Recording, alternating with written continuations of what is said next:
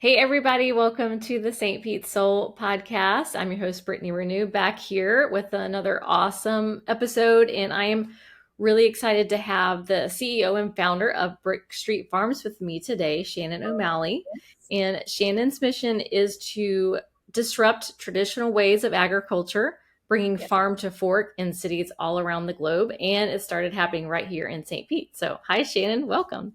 Hi, thank you for having me. Very well said, very well summarized. So Yay, thank good, you. I'm good. excited. Cool. Well, let's kick it off with, just telling the audience a little bit about you and kind of your background. Sure. So I'm one of the co-founders of Brick Street Farms. We started in 2016, and Brick Street Farms was designed to bring production back to the point of consumption. Hmm. And I kind of came up with this idea when I was working for Duke Energy, and electrical engineering is my background, Okay. and I am also an avid gardener. So I'm originally born and raised in Pittsburgh, Pennsylvania, and I was heavily into like backyard gardening up there, which is very, very different than backyard gardening here in Florida. Yes. So after I bought my house, I started some raised garden beds and was kind of getting after it and realized I thought I knew how different it was, but man, oh man, just vast difference. So between the need for soil amendments and composting because of our sandy soil down here, highly salinated water, pest control, heat, I mean, just night and day difference. I ended up converting my 2-car garage to a hydroponic grow room, Wow. just to experiment, just to play, and that was the catalyst for Brick Street Farms. I had a lot more success in my climate controlled garage, Yeah. and started playing with all different lettuces and microgreens, flowers, tomatoes. Ended up growing enough food to essentially feed my block, way more than my husband and I could eat at the time. And I was kind of like, I think we could do something with this. So we didn't have the money to build out a warehouse, which is what most people think about when they hear indoor farming, Hmm. big warehouses, or even massive greenhouses, or even smart greenhouses. So we're totally self-funded to start. So at that point in time, we're like, okay, well, let's get a shipping container. Okay. And so Yeah. shipping containers are readily available at that time, and we needed a space that we could control and that we could build out. And so we got a few shipping containers. He and I hand built the first couple that we had. He is a software architect and also co-founder, Brad Doyle. So he started looking at how we could apply some intelligence above and beyond just the hydroponic systems. Meaning, how do we not have to like manually monitor and watch and all of these things? So, kind of the marriage of the two. And we built our first shipping container in late 2016, Okay. and we were off and running from there. Wow. That's so cool. So an electrical engineering background. That Mhm. is so interesting. Like it's interesting to hear people's backgrounds and see how far away you are from that original thing. But I'm sure you end up using knowledge and things you learned from that and applying it to this. Actually, everything about Brook Street Farms is based on that. So when I was doing the backyard gardening in the garage, I was employed by Duke Energy. So I worked as part of what they call the grid modernization program. And that is all about how do we make the electric grid more stable, more intelligent, more capable, more resilient, redundant, and how do we reduce generation demand? So when peak demand goes up, how do we reduce how much we has to be generated to fulfill that demand? And so Duke Energy is very much an early adopter in some smart grid technology. And I started looking at what they utilize because it's really the only industry that's trying to get you to use less Hmm. or use it smarter.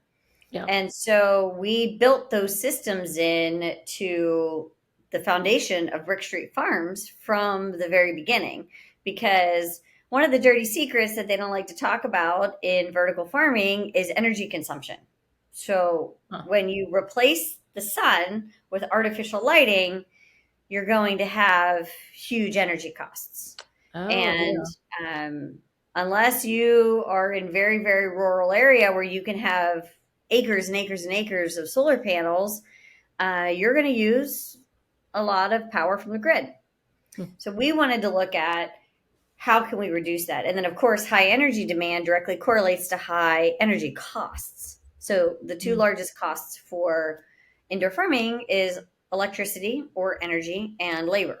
So we weren't in the know quite on the labor side yet, but we were like, what can we do to help make our facility smarter, more resilient, and reduce energy costs? So when we started designing our platforms for our initial models, and then ultimately, if you come visit Brick Street Farms now, we have a whole hub operation. Um, Going through that process, we expanded our energy management system to help us reduce energy demand by almost 30%. Wow. So we're very, very much focused on that. And I mean, it's great financially and it's great for the community. Wow, that's 30%. That's a huge reduction. Close, technically 27, but it just 30 sounds like a nice round number. Yeah, we'll round up. Let's go. That's super interesting. I would love to jump back to when you said you started with a few shipping containers, and that's how you like kicked off the company. Yep. Where were those shipping containers sitting when that happened? It's funny. Everybody has this one, like, where were they sitting? And two, where did you get the shipping containers? So all of our shipping containers, one, are used reefer containers. So we use the pre-insulated refrigerator containers, the ones they use to ship frozen products across the ocean. Hmm. All of our containers are used. And then where? So we got kind of lucky. We bought a property at 199 20th Street South, which is where we're located today. It's in the Warehouse Arts District, like a block and a half off Central, Hmm. right by Three Daughters Brewing. So everybody Great. knows where that is. Yeah, great spot. Great, great spot. Bought that in 2016. So thank God we bought back then. And we were able to get an affordable, at that time, an affordable property because it was a garbage dump. Mm. It had sat pretty much unutilized and collecting commercial and industrial waste for about 40 plus years. So it's like a dirt pit, no power, no water, no sewer, very uneven. And it had about 20 to 40 feet of waste just piled up. Oh my So we goodness. had 600 tires, pallets, mystery drums. I think we found an old boat buried under the property, lots of automobile parts, and just all kinds of trash that you could possibly imagine. So, Wow. but we bought that, spent about 6 months clearing it, getting everything cleared, recycled what we can, environmentally remediated where needed. Hmm. And essentially, we got back to basically net zero, a level, clean, flat piece of property, but still dirt. Yeah. Just brought in the bare minimum water and power and dropped the first three containers. Wow. So did you purchase that property for to do Brick Street Farms? Okay. Yep. Yeah. Yeah, our house, we live in right near downtown St. Petersburg. We're in the Crescent Heights neighborhood. Yeah. And so we obviously there's nowhere to put it. We looked at leasing, but we started to realize if we were going to lease, you got to start adding power and all these things. So it was a bit serendipitous that we found that property for the price at the time, and it's because it was misrepresented on the MLS, and so Interesting. it was Okay. miscategorized. Yeah. Yeah.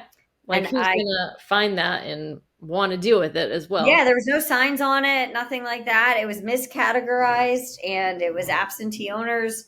So I figured the universe was putting it there. We were able to purchase it. We knew it was going to cost us. It cost us, gosh, over $60,000 just to get it cleared. Mm-hmm. That's after all the closing costs and everything. So it was quite expensive to remediate, and that's just for dumpsters. And I mean, people don't. I was very naive. You don't know what it costs to just Yeah. get rid of junk. Yeah. It Um, sounds simple. No, it's not. yeah, no, and it's not inexpensive.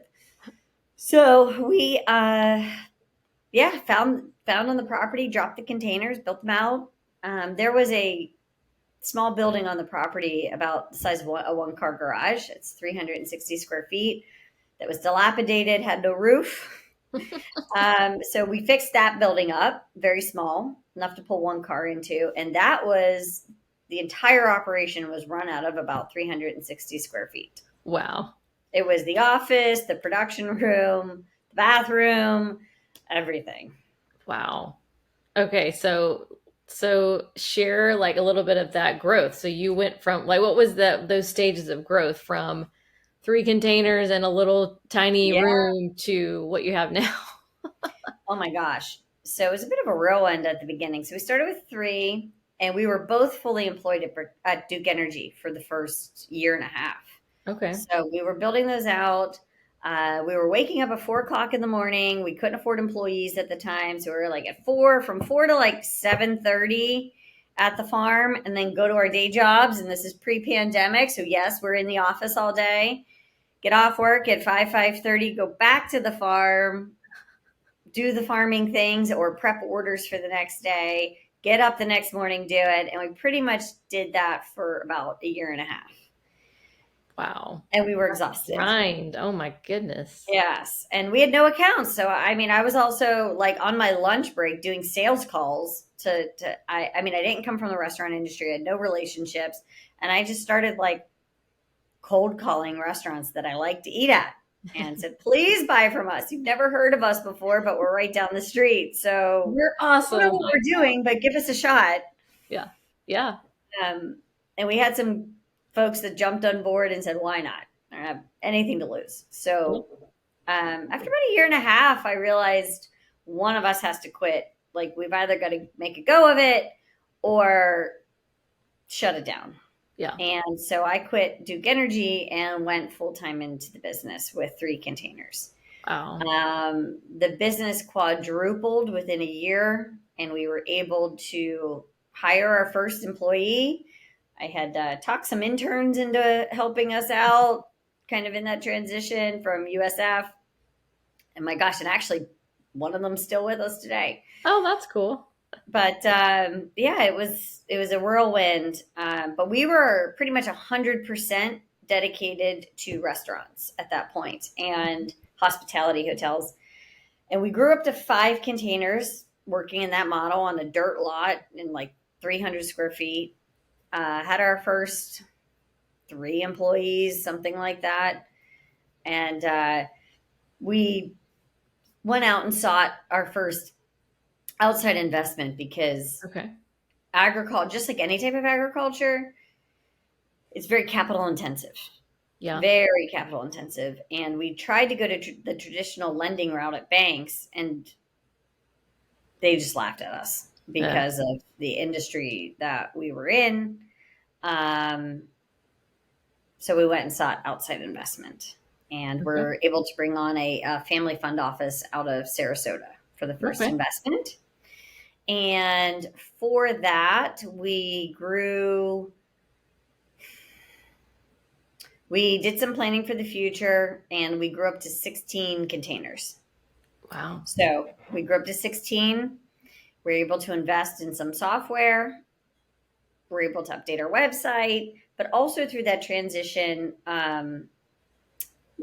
we started selling a little bit retail because, like you mentioned at the beginning, people saw our name at restaurants and chefs it was starting to snowball, and they'd Google us and find out we're in the neighborhood, and they literally started knocking on our door. Like, hey, is this a farm? And Oh my so gosh, that's so cool. I know. And we did a couple early, like, on-site chef dinners, like in this parking lot, like dirt pit under a tent. We had a couple local amazing chefs, like, cook out of the back of a truck, and the people were on site and they're like, well, why can't I buy any? So we opened up the market like on Saturdays and Sunday, a market. And by that, I mean a refrigerator, like plugged into the wall in this little tiny building next to storage materials. And people started coming a couple hours a week. And after we got the investment, we built up to 16. And then we actually went and sought another round of investment, and we were able to bring on a fully subscribed $5 million equity round with Wow. Likes Brothers, and they're based out of Tampa. They're one of the largest privately owned agriculture companies. Cool. So what we did with that was we actually picked everything up off that dirt lot, rented a property down the street for about 2 years, which was no small feat. Um, Built out additional containers, built the entire infrastructure that you see at 199 at the current hub, and moved back. And so it was a crazy time. Yeah. That's usually what growth looks like, right? It's like this and this and this. And this.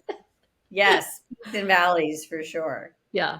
Well, I mean, congrats on that's it's a short period of time, relatively speaking, for you to have gotten to where you are now. That's amazing. Well, let's not forget that in the middle of that, we went through a pandemic, Yeah. and that was right after we got the investment from Likes right at the end of 2019, and we broke ground on our new facility in February of 2020. Oh, wow. And what happened in April of 2020? The world shut down. Yeah. So Yeah. we had all these grand plans, construction materials on order, construction labor plan, and it just went out the window. At the same time, we were almost 90% to restaurants in our entire business. We lost our entire business in 10 days. Oh, jeez.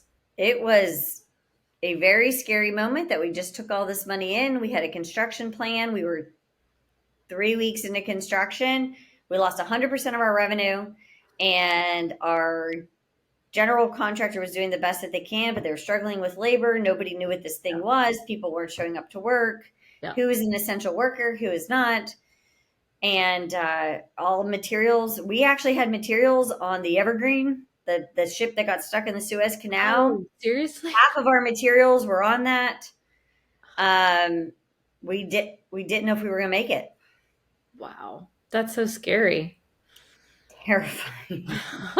Yeah, we the world didn't know what was happening. Yeah. You have no revenue coming in. Your employees are scared. But agriculture was obviously an essential business. It's not something you can't do ag from home. Yeah. So we kept our employees employed. Everybody had to come in, but you're still dealing with emotions and fear and different political views on everything, with a diverse group. And, Wow. it ended up costing us a lot more because we had to go through a lot of the funds that we had set aside for the hub. We actually had to use just to keep operations going. Mhm. So the hub obviously took longer and cost more, but we were really happy that we didn't lay anybody off. We kept everybody employed. That's And yeah. then You don't hear it that was necessarily from everyone, so that's awesome. scary. Yeah. We actually launched employer paid health insurance during that time to help Oh, ease fears. So wow. Kudos. it was an expensive choice, but Yeah. I think it was the right thing to do. Yeah. But we, on the revenue side, we lost because we were all hospitality, and then we pivoted, and I picked up the phone and called Publix, and I said, so I'm hearing you guys are having supply chain issues. I just cold called every name I could get. And I said, so how can you buy some? You want to buy from us? They're like, we got stuff. You need stuff. We got stuff. Your grocery stores you're struggling with, domestic supply chains. Yeah. They can't get trucks to you. You're struggling to keep the shelf stocked, and Publix picked us up. Oh, And that's a genius move on your part. That's awesome. but man, it was like I was not prepared. I didn't have packaging. I didn't have barcodes. I didn't have the right insurance. I had never built a pallet before. I had no idea what a distribution center was. And they said, yeah, sure. And then they sent me all the onboarding stuff. And I was like, oh, that's Like different. what I get myself into here. I know. And I was like, okay, so figure it out. And we were in 678 Publix stores. at a much lower margin than our wholesale. So it was keeping the lights on. Yeah. But we still have a great relationship with Publix today. We love working with them. They ended up putting one of our farm containers at the Publix Lakeland, the Greenwise in Lakeland. Oh, cool. So there's one right there on site. It's all pretty. And we're still working with them today. So not quite as much. We've transitioned quite a bit back to hospitality, but I'll always be grateful for keeping the lights on. Yeah. I mean, definitely there's so many stories like that with small business owners when the pandemic or any kind of other, event happens where you just have to pivot and figure out what am I going to do next? And you did that. That's Yeah, amazing. I mean, you're sitting on acres and acres and thousands of pounds of product that are going to go bad in 7 days. Yeah. You got to figure out what to do with it. And that was also the precipice for me starting to push more retail. Yeah. I kind of made a makeshift store in the warehouse that we were renting. It was terrible for foot traffic. It was just the absolute worst. Yeah. Not on a main street. You had to go through a parking Kind of lot. tucked away. It was like, where's Waldo finding this place? But that's where we started to push because people were nervous about going to grocery stores and wanted to buy local. And so we did this thing, and now it's a core part of who we are now and the current hub in St. Pete. Yeah. How does the retail work? Because I think I saw memberships on the website. Yep. So it's open to the public. You do not have to be a member to shop there. Okay. Make sure, like, to stress that. Yeah. But membership gets you a lot of perks. We are open Wednesday to Sunday. We're right on 20th Street South. It is not meant to be a grocery store. Think of it kind of as like a bougie bodega. We are very produce focused. We are local focused. We have all of our products, a lot of other local farms that are seasonal. We have local meat, pork, chicken, eggs, raw milk, and a lot of other pantry staples from other makers in not only Tampa Bay, but the southeast region of the US. So we try to keep it local Hmm. as much as possible. And yes, you can come in and shop. It's great, farm to fork. I mean, everything that's in our refrigerator from us was harvested the day before. So nice and fresh. Wow. You can get a couple of other great things that you need for the house. But if you do decide to join our membership, it's our $9 a month membership. It's actually not a membership fee. It's a charitable contribution.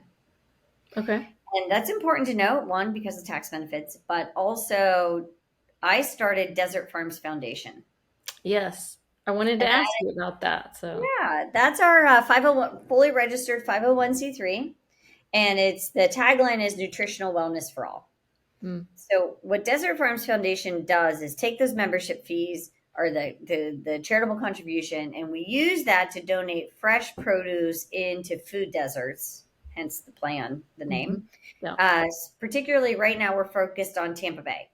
So your $9 a month allows us to donate fresh produce to Feeding Tampa Bay.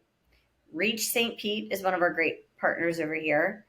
The Boys and Girls Club, YMCA, and then we've got some other families that we work with direct. Mm. So that's what your $9 a month does. But as a thank you, because we are eternally grateful for those memberships, you get some great perks at the farm. So you get 10% off everything you buy all the time. All our buy one, get ones are exclusive for memberships. You also get, actually today is double discount day. So everything in the store is 20% off today, once a Oh, month. wow. But the really cool thing that we provide to the community, or those that choose to be members, is unlimited access to our water system. Okay. What is that? So if you use any type of bottled water or filtered water, one of the key elements on the techie side of our farm is our proprietary water management system. So our farm is not connected to the sewer system. We have no runoff, no chemicals, no pesticides. We have a 4-part reverse osmosis filtration system that ends up with a highly oxygenated RO water. Well, if you remember, we have a self-service tap on the front of our store, and you get unlimited RO filtered water. Huh. Okay. So if you buy Zephyr Hills or you buy any type of bottled water, or you want access to it, then I mean, that's a huge benefit because it's 68 or $69 a month for a Zephyr Hills membership. Yep. So I mean, we literally have that, my husband and I. So yes. I mean, you got to come get it yourself, but Yeah. it's so a lot of people join for the water membership and then realize all the other great things that they get. That's so cool. Well, I don't think I realized that the membership went back into the foundation. So that's Yes, amazing. it's directly correlated. So that $9 goes directly to Desert Farms Foundation. Wow, that's so cool. Thank So you. you've got memberships with these amazing perks, and then it's open to the public as well. So you could just come in and shop like a little mini market Yep. kind of thing. Yeah. If you're Wow. looking for local meat, eggs, dairy, other produce, like we work with Meacham Farms in Tampa, we work with Florida Fruit Co-op. So if you're looking for a place that you want to know where your food comes from, we're definitely the place to shop. Yeah, that's amazing. So for people that don't really understand anything about urban farming and kind of what you're doing, maybe Yeah, share a little bit on the differences with what you're doing compared to traditional agriculture, sure. some of that stuff. Sure. Well, as I mentioned, all of our farms are built into shipping containers. So we use upcycled shipping containers. Our model uses 90% less water and 27% less energy. Sorry, Yeah. that's the word I'm looking for. And we do that by it's not only vertical farming, so there are rows of crops inside of our farm containers, which is fully climate controlled. So we're as much a tech company as we are a farming company. So Mhm. every farm container, every shipping container has a ton of sensors in it. Those sensors monitor and control temperature, humidity, CO2 levels, artificial sunrise and sunset, the light spectrum of the lights that are growing the plants. We use high efficiency LED lights, the nutrients, the makeup of the nutrients, the pH and electron EC or electrical conductivity of the water, which is how many nutrients are in there, water flow, everything. And so we control all of that actually with an app on the phone, Wow. which we worked with a company called GrowLink to develop. And not only are they vertical inside the container, but the containers themselves are stacked on our property. So we have 2 stories. If you come by and check it out, they're stacked, which allows us to grow an extraordinary amount of production in a very small space. Yeah. So so our shipping containers are 8 feet wide by 40 feet long and Okay. 9.5 feet tall. They're Wow. called high cubes. Okay. We are growing between 2 and 3 acres worth of crops per shipping container every 28 days. So our property as a whole is between 60 and 70 acres, and the property is 12,000 square feet. But our shipping containers are only on 6,000 square feet, and we're Wow. growing 60 to 70 acres every 28 days on 6,000 square feet. Okay, Not to that's great. mention as I mentioned, the water system before. So the water system that's available to members is the same water that we use in the farms. And so what's important about that is one, we are not connected to the sewer system. We reclaim, refilter, reuse all of the water from the farms. But what is so cool about that is that we only use 25 gallons per farm container per day for 2 to 3 acres. Hmm. Okay, so let me give you some comparison for that, which is like, okay, Yeah. that's about a shower. That's less than a shower's worth of water. If your Okay. shower is 7 minutes or less, you're fine. But if your shower's over 7 minutes, you're using over 25 gallons. Okay. So kind of a comparison. Mhm. But according to the USDA, the average acre of leafy greens, like romaine heads, uses 1,000 gallons of water per acre per day, and it's lost. Wow. So that's controlled environment agriculture for you. Now, as far as lighting is concerned, so we control absolutely everything in there. And then we use that data to make smart forecast decisions to help us grow the healthiest plants the fastest that we can. Yeah. So everything in agriculture success, financial success is based on weight and speed of production. So how fast can you grow it? How heavy can you grow it?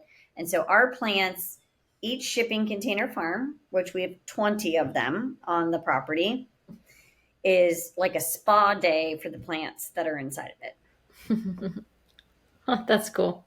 Yeah, That's a they cool are way to think about it. completely tailored. So our romaine, our crunch love, our butterheads have the exact nutrients and climate for that particular crop. And you wouldn't think that there's a lot of difference, but I can tell you what kale wants and what butterhead wants are two very different climates. Yeah.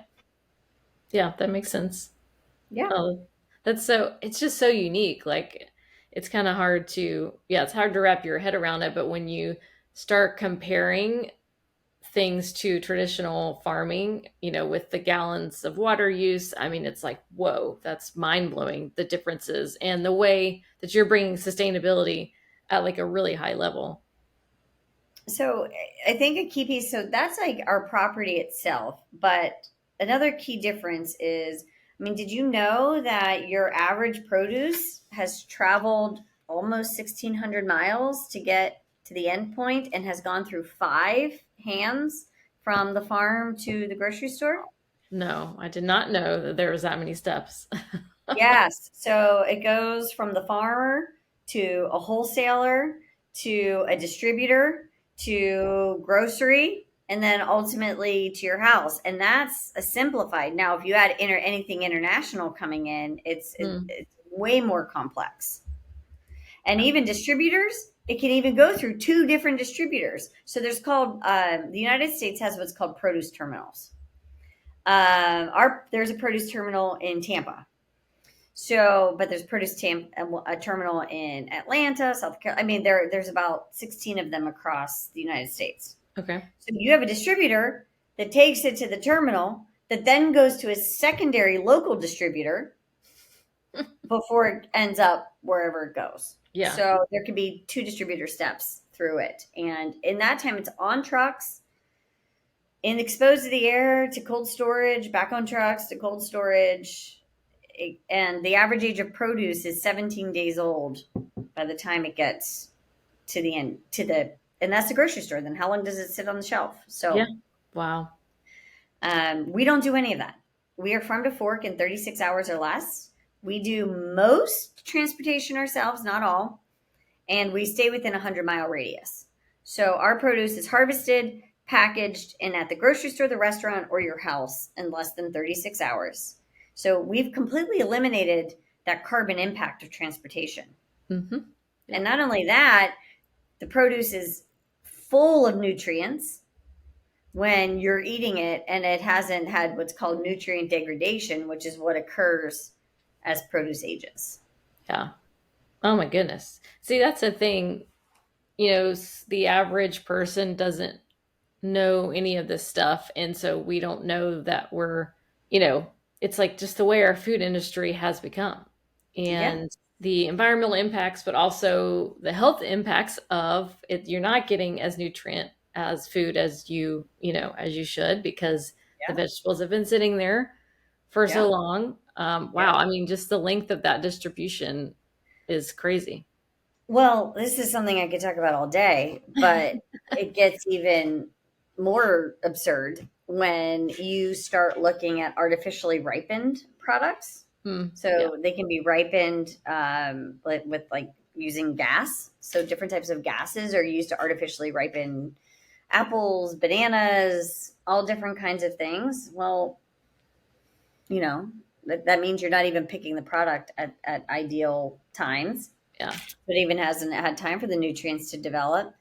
But if we look specifically at the leafy green industry, lettuces are very susceptible to pesticides and fungicides and sprays. I mean, they have a very porous skin that absorbs whatever's put on them. And so you have to be very cautious about washing those. Hmm. Um, that's where you must have your listeria and E. coli breakouts. And if you don't know where that comes from poo.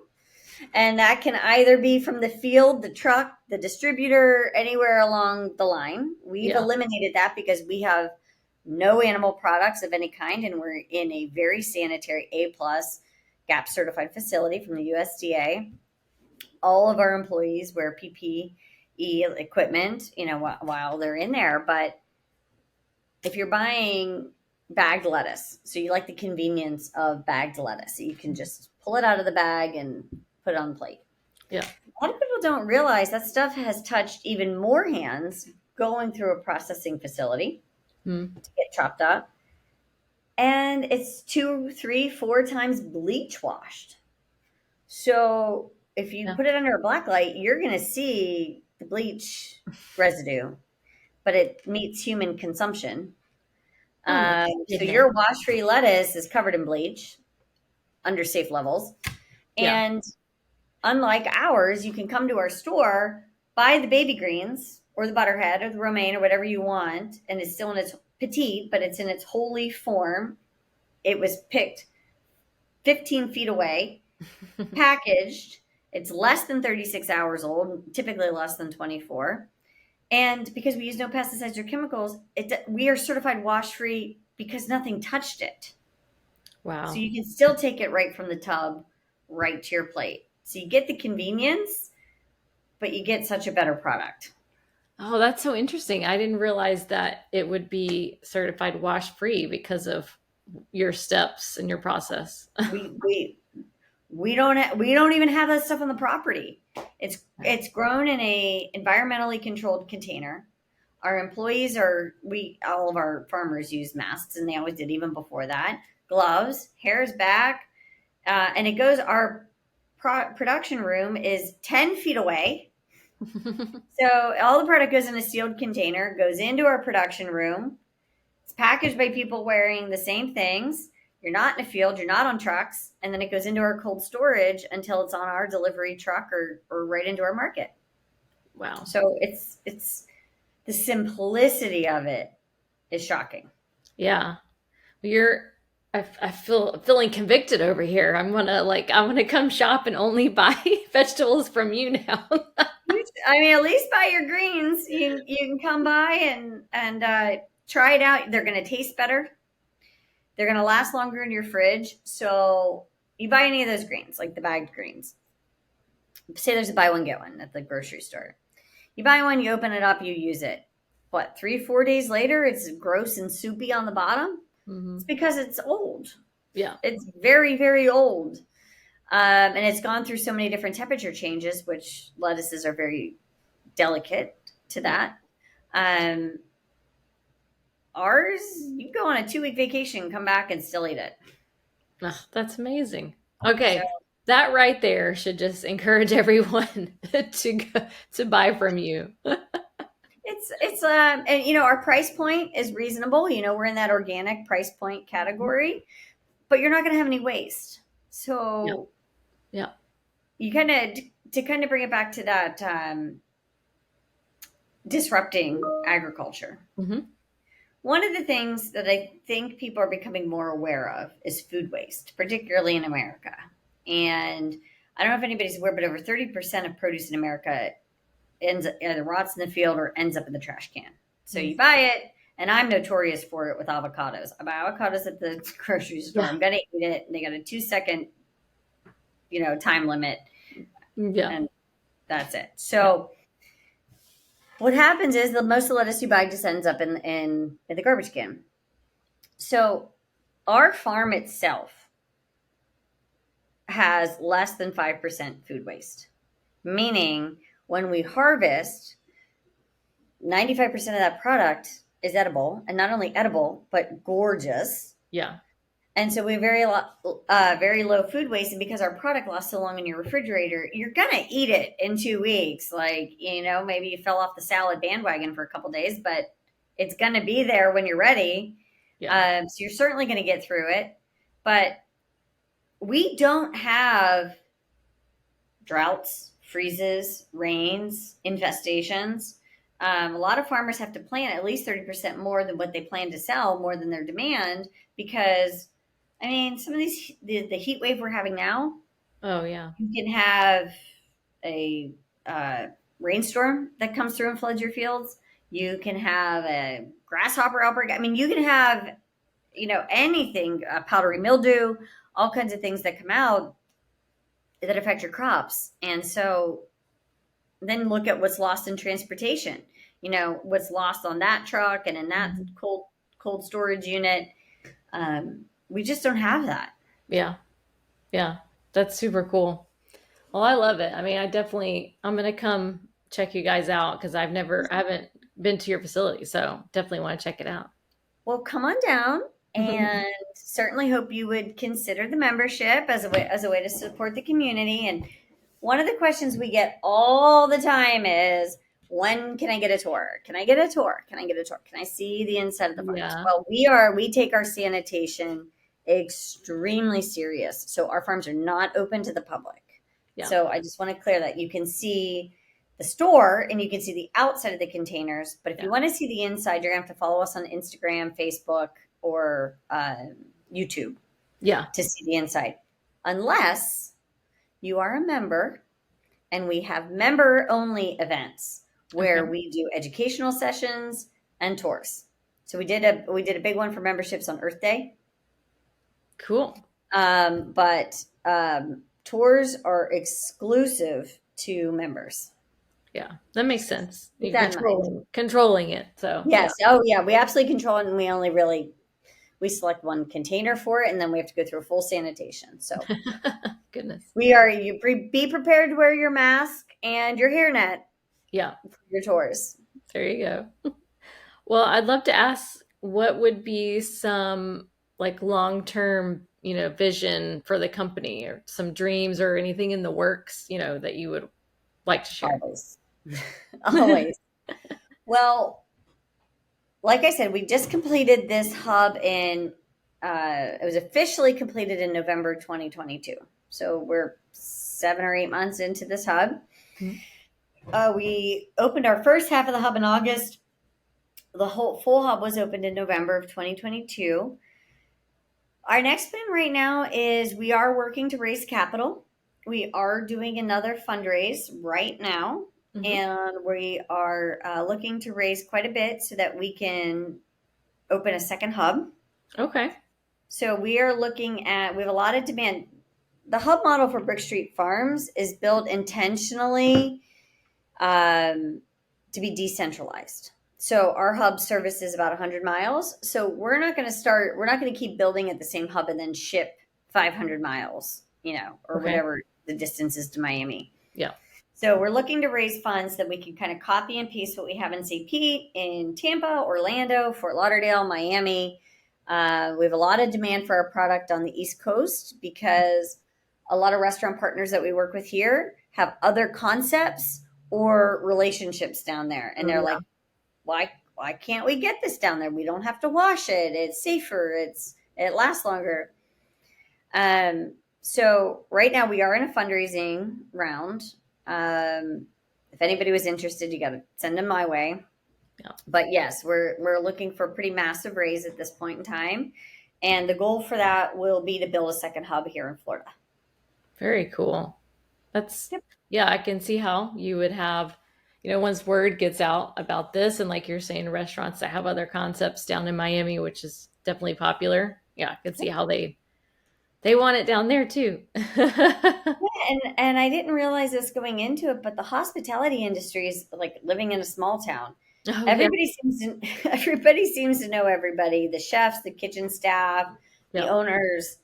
Um, so they've even talked us up a little bit and have associates because we work with some pretty big restaurant groups here in Tampa Bay. Hmm. And so we've had some requests for the East Coast. We hope to get there. Yeah. But no, we're not interested in shipping the product. Yeah, absolutely. So Well, I love hearing more in detail about what you're doing because it's, again, like what we were talking about earlier, so many people just don't even know. They don't know where their food comes from. They don't know all these unnecessary steps that are out there, and you're eliminating that. And it's just a win-win-win for everyone. Like, it's a win for the environment, it's a win for people, it's a win for restaurants, it's a win for you, obviously, because you're thriving with the business. Like, that's, yeah, it's amazing. Yeah, it's so like I said, even though we sell to grocery and hospitality, retail is still the minority part of our business. So I'm so thankful to have this opportunity to be on your podcast, to get the word out, because we really want to drive shoppers in our store and on our website. If you live in city of St. Pete, and even just outside, we do home delivery, Okay. next day home delivery. We're actually launching a brand new website in 2 weeks that is going to be all, Yay. like, you can go there today and look, but we're relaunching the entire site in 2 weeks. So by first week of August, Okay. which is going to be super easy and streamlined, app friendly, all of that. But we really want the community to come in and get to know us and support us. And then we've got a ton of other local farms in our store.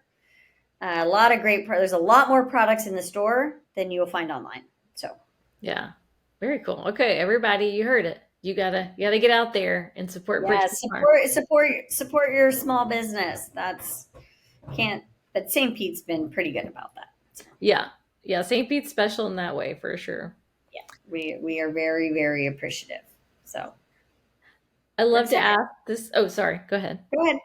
I love to ask the question of what's a typical day look like for you? Just kind of let everyone peek behind the curtain. Oh my goodness, that's so funny. It's like you wake up with what you think your day is going to be, and you think you have your priorities in line, like maybe even make your list the night before.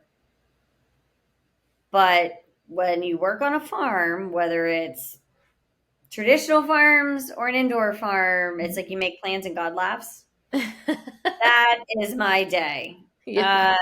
So we have a staff of about 32 employees. So there's a lot going on. Hmm.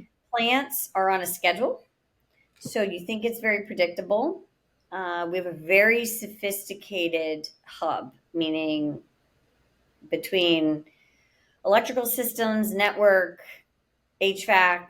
We have 26 different HVACs, quite a bit. So you go in with this plan. There's the things you have to get done in normal business operations, like harvesting, sanitation, Hmm. production, prep for delivery. That's like it. But then you had several call offs from employees that day, or you had your truck broke down or blew a tire, or Spectrum, probably should have said them, decided that they're having network issues, which Yeah. is very, very frequent all Yeah. the time. Or one of your HVACs isn't cooling. So Yeah. it's you've got your normal things to do, but as a co-founder and very hands-on CEO, um, I wear many, many hats, Yep. from electrician to HVAC tech to network support to mentorship and coaching for younger new employees that are new to the workforce. Hmm. We have a very young staff. Hmm. To what did I do? I spent 30 minutes fixing our card reader in our store this morning. Yeah. I did that. I did that, and I had to take a van to get a patch on the tire yesterday. Yep. So it's not glamorous. We had a flat tire and how to get it fixed, but Yeah. that's that's it. And since my husband and I designed the systems, we do have phenomenal managers that have been with us for a long time, but nobody's going to know the system like we do. Yeah. So there is a point where it escalates high enough, it ends up in my lap. Yeah. I mean, that's, yeah, like I said, wearing different hats. That's part of being an I entrepreneur. fix electrical systems and I take out the trash, and I design websites, and I coach staff about attendance policies, and Yeah. uh, meet with our board of directors. So we have 5 key stakeholders, and I have financial reporting and board meetings every 2 weeks. Yeah. All the So fun things. That's my typical day. We've got the normal business operations, but then there's something fun every day. Yeah. Hey, but that's, Or I hey, get to that's do podcasts. Or I get to do podcasts. So that's great. yay. Yep. But yeah, I was gonna say that's what, people start businesses because they don't want their days to be monotonous, right? So you're getting getting what you asked for. There's a saying I heard that says an entrepreneur is a person that'll work 100 hours a week so they don't have to work 40 hours a week for somebody else. Yes, that is And very accurate. it is very, very true, especially when you work with a company that has a perishable product. Yeah, So absolutely. yes, it's keeps me on my toes. And I here I am ready, crazy enough to open a second one. I know. So Yeah. here, let's hope we have a successful raise. Just people, we're not doing GoFundMe. This is a 10 million plus raise that we're looking for. Our hubs are minimum $5 million a piece plus land acquisition costs. So Yeah. this isn't a hot dog cart. So Yeah.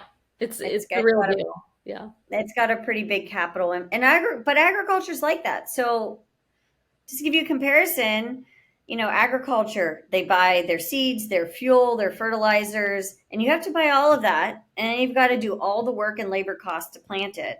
And you might maybe get a return, 6 months down there. You've got your Mhm. tractors and your refrigeration and even though we're indoors, we still have that same Yeah. industry. You've got a very heavy investment up front to reap the rewards down the road. This is not a software application, Yeah. or a subscription service. So indoor agriculture in general has very high capital costs up front, and Yeah. then you got to wait for the rewards. Yeah. That makes sense. Yeah. Absolutely. Yep. Well, I have some fun questions I always like to Okay. ask for the Sure. end of my episodes, kind of get like a hot take on some things, Okay. which I think this would be interesting for you to answer because you service so many of the local restaurants. So, some first question is, what's your favorite spot to go to for a night out? I'm going to get in so much trouble for answering this question. I mean, you can pass if it's, I don't want to get you in trouble. So, Okay, how about this? I'm going to give you a couple of my favorite restaurants. okay. Okay, Baba's on Central. Mm-hmm. I am addicted to their food and their hummus special every week. So, and we just love the environment, and they are one of our customers. Yeah. So, Baba's on Central is certainly one of our favorites. I am not embarrassed to admit how frequent I eat at Naked Farmer because of their grab and go, and their online ordering is great. Plus, they are a huge supporter of us. They're one of our largest customers. We are the green space for them, and we do a lot of herbs. So anybody's eating at a Naked Farmer, but their food is delicious. And Jordan Johnson, the founder and CEO over there, has done incredible work with local sourcing. So that is a frequent takeout from us. Okay. And then if we want to get to an elevated cuisine or a higher end, we work with all the Casper restaurants. So that's Library, Oxford Exchange, Stovall House. Um, I'm a sucker for the Library's brunch. Mm-hmm. It's a good one. That's a good one. And then the Oxford Exchange over in Tampa, or Okinola, Chef Anne. Oh my God, she does so many phenomenal things. So night out, I'm probably at Baba's or Okinola. Okay. All right. Where's But I had to located? name those other ones too because they're so good. Yeah, no worries. Yeah, I'm not familiar with Okinola. Is that in Tampa as well? It's in Armature Works. Armature Works. In Okay. Armature Works, they do lunch and dinner. Strongly, Oh, yeah. Okay. yeah, they're in Armature Works. Oh my God, the establishment is stunning. But Chef Anne has just done a phenomenal job. So go for it. Yeah. Okay. All right. What about your favorite pizza place? There's two. Okay. For wood-fired pizza and eating on site, Pizza Box on Central. That's my favorite. It's phenomenal. For old school greasy pizza, and they're not one of our customers, but it's Paisanos on 4th. Okay. All right. So they've been there 70 years and they've got wood paneling and Bud Light signs, but you're going to find a little league team sitting there and some old school St. Pete locals. Yeah. But pizza box, and pizza box is my husband's favorite. Yeah. But if we're going to get it to go, it's going to be paisanos. Okay. All right. Last question. When you get that coveted day off, how are you spending it? When you're a business owner, even when you're off, it's hard to be off. Yeah, for sure. I'm not ashamed to admit I've struggled with turning off and managing work life balance and managing stress. So I've made a concerted effort the last couple of years to take a day off. Yeah, nice. So it's embarrassingly simple when I really get a day. My home is my sanctuary. I've made it a place that I want to be. We have rescue dogs. So I spend time with them. And if you're familiar with Crescent Lake Park Hmm. or Pot Boulevard, Yeah. you can find me jogging with with my dog Sam, who's the best running partner ever. At one of those two places, relaxing at home, or probably at one of the more casual, like food establishments around town. So Yeah. we'll hit up, one of the places on Central or downtown, or even maybe like the old Chataway or something like that. Yeah. And lots and lots of sleep on my Yeah. days. That sounds wonderful. Yeah, but that's not it's not exciting. But let's just call it, saving your sanity as a business Yeah. owner. It's just Grounding whatever is recharges your batteries. yes, yes, whatever the buzz term is for recentering. So it's Yeah. it's home, it's park, it's coffee pot, it's the dogs. So Sounds wonderful. thank you. Well, Shannon, this was such a enlightening conversation, I think I'll say. For me, I can say that, and I think that would be the case for anyone listening or watching this. I mean, I admire what you're doing, and hopefully more people learn about it and support you because the sustainability piece on its own is really important. And then you think about the health side of it, for us to eat healthy greens and support local farmers and all of that. So yeah, just kudos to you for what you're doing. Well, thank you. Thank you for giving me an opportunity and a platform to share this. I'm 7 years into this, and I am even more excited about it now because I feel like I know what I'm doing now than I was, 7 years ago. I was blissfully naive. I didn't understand the complexities, but we've developed great partnerships. Oh my gosh, I was in the market earlier today, and when I see customers that have been with us for so long and they're still excited to like come in and shop, I'm Yeah. like, we're doing something really special, and I really want more and more people to experience it and hopefully make us part of their routine. Yeah, absolutely. All right, everyone. Well, you heard it. You got to go support Brick Street Farms. Thank you. Thank you again. And, yeah, much success with your round of fundraising for the new hub. Thank you. Thank you. All right. Thanks, everybody, for listening. We'll catch you next time. Bye.